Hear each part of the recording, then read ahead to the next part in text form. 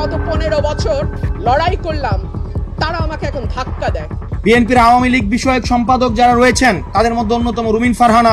মানবতার কোনো দাম নাই, মানুষের প্রতি ভালোবাসার কোনো দাম নাই।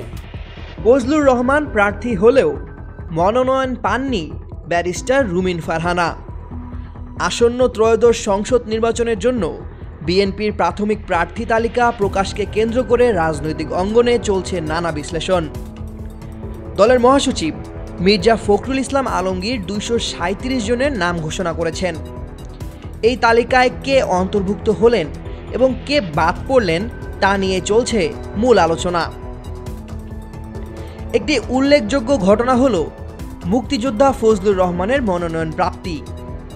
জুলাই আগস্টের গণ অভ্যুত্থান নিয়ে মন্তব্যের কারণে যাকে পূর্বে শোকজ করা হয়েছিল সেই ফজলুর রহমানকেই বিএনপি কিশোরগঞ্জ 4 আসনের জন্য মনোনীত করেছে। এর ঠিক বিপরীতে তালিকার সবচেয়ে আলোচিত অনুপস্থিতি হল ব্যারিস্টার রুমিন ফারহানা। সাম্প্রতিক সময়ে তার নাম একাধিক বিতর্কের জন্ম দিয়েছে, যা দলকে অস্বস্তিতে ফেলেছিল বলে মত অনেকের।